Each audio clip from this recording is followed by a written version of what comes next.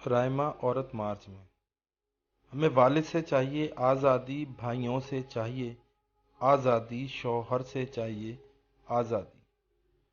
والد اگلے دن صبح: رائمہ بیٹی مبارک ہو، میں نے عورت مارچ سے متاثر ہو کر آج سے تمہیں آزاد کر دیا۔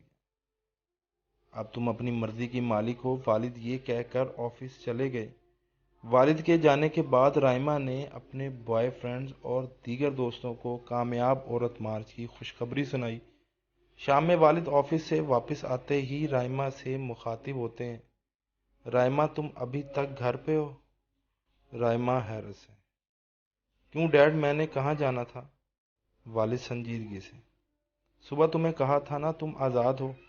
چلو شاباش، اپنا سامان پیک کرو اور یہاں سے نکل جاؤ۔ رائمہ: لیکن ڈیڈ۔ والد بات کاٹتے ہوئے: لیکن ویکن کچھ نہیں، جو کہہ دیا سو کہہ دیا۔ اب رائمہ کے پاس دو راستے تھے: ایک گھر سے نکل جائے، دو والد کے قدموں میں گر کر معافی مانگے، شاید معافی مل جائے۔ لیکن رائمہ نے حسن کے غرور میں گھر سے نکلنا مناسب سمجھا اور اپنے بوائے فرینڈ کا نمبر ملا۔ ہیلو حامد، تم کہاں ہو؟ حامد: جان پریشان لگ رہی ہو، کوئی پرابلم؟ رائمہ: ڈیڈ نے گھر سے نکال دیا ہے، مجھے تمہارے ساتھ رہنا ہے۔ اور ڈونٹ وری یار، آ جاؤ، آئی ویٹ یو۔ رائمہ حامد کے ساتھ رہنے لگتی ہے۔ ایک دن حامد کے کہنے پر رائمہ اپنے والد کے پاس جاتی ہے اور کہتی ہے: ڈیڈ، مجھے آپ کی جائیداد میں سے حصہ چاہیے۔ والد: تمہارے عورت مارچ میں وراثت کا ذکر نہیں دیکھا؟ تقسیم وراثت تو اسلامی حکم ہے، تمہیں اس سے کیا غرض؟ سوری، تم یہاں سے جا سکتی۔ چند دنوں بعد رائمہ اور حامد جائیداد کے سلسلے میں عدالت جا پہنچے۔ رائمہ ایڈوکیٹ سے: سر، مجھے اپنی ڈیڈ کی جائیداد میں حصہ چاہیے۔ ایڈوکیٹ: کچھ فائلیں الٹ پلٹ کرنے کے بعد رائمہ صاحبہ، اس بارے میں کچھ نہیں ہو سکتا۔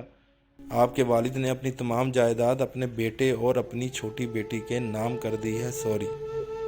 مزید چند دنوں بعد ایک رات حامد ایک دوشیزہ کے ہاتھ میں ہاتھ ڈالے گھر میں داخل ہوتا ہے۔ رائمہ یہ منظر دیکھ کر سٹپٹا جاتی ہے اور حامد کو سوالیہ نظروں سے گھورنے لگتی ہے۔ حامد: رائمہ، ان سے ملو، یہ سمرین ہے، میری منگیتر، میرے پیرنٹس نے اس سے میری شادی ارینج کر دی۔ اور رائمہ، تمہیں اب یہاں سے جانا ہوگا، خاندان میں باتیں بن رہی ہیں، تم چاہو تو ایک دو دن اور رک جاؤ۔ Okay bye. حامد یہ کہتا ہوا دوسرے کمرے میں چلا جاتا ہے۔ وہ رات رائمہ پر بہت بھاری گزرتی ہے۔ اسے اپنے بچھڑے رشتہ دار، لوٹی عزت کا خیال بہت تڑپاتا ہے۔ اگلے دن وہ چھوٹا سا بیگ تھامے حامد کے گھر سے منزل سے بے خبر نکل پڑتی ہے۔ تھوڑی دیر بعد وہ بس سٹاپ پر اس حال میں کھڑی تھی کہ پیر لرز رہے تھے، دل کی دھڑکنیں رکنے کا نام نہیں لے رہی تھیں، آنکھیں امڑنے کو بے تاب تھیں۔ اچانک اس کے دل میں ایک خیال آتا ہے اور وہ موبائل نکال کر باری باری اپنے دیگر بوائے فرینڈز کو کال ملاتی ہے۔ پہلا بوائے فرینڈ کال ریسیو نہیں کرتا ہے۔ دوسرا بوائے فرینڈ دکھڑا سننے کے بعد: یار میرے پاس جگہ نہیں ہے۔ تیسرا بوائے فرینڈ: میں تمہیں ضرور اپنے پاس بلا لیتا، لیکن میں ایک دو دنوں میں بزنس کے سلسلے میں باہر جا رہا ہوں، سوری ڈیئر۔ چوتھا بوائے فرینڈ: یہ بھی میں تمہیں بہت چاہتا ہوں، پر کیا کروں، میرے رشتہ داروں کے مذہبی لوگ باتیں بنائیں گے، تم کچھ اور دیکھ لو۔ سب کے جواب سن کر رائمہ کا دل مچل جاتا ہے، آنکھوں کا بند ٹوٹ جاتا ہے اور آنسو امڑ امڑ کر چہرے کو تر کر دیتے ہیں۔ رائمہ اپنا چہرہ چھپانا چاہتی ہے، لیکن کاندھے پہ دوپٹہ، نہ سر پر اسکارف۔ وہ اپنے دستی رومال سے چہرہ چھپانے کی ناکام کوشش کرتی ہے، جی ہاں، وہی چہرہ جس پر برقع ڈالتے ہوئے اسے ذلالت محسوس ہوتی تھی۔ برقعے والیاں پتھر کے زمانے کی لگتی تھی۔ رائمہ اوجھل قدموں کے ساتھ چلنا شروع کر دیتی ہے اور بادل ناخواستہ اپنے شہر میں قائم ایک ویلفیئر کے زیر اہتمام لیڈیز ہوم میں پناہ گزین ہو جاتی ہے۔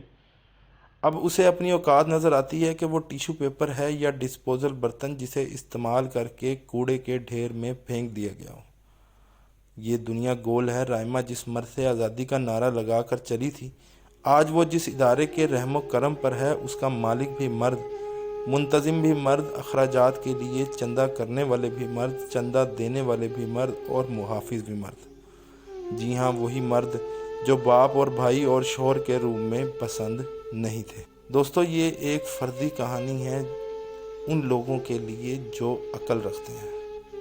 اگر آپ کو یہ کہانی پسند آئے تو میرے چینل کو سبسکرائب کریں اور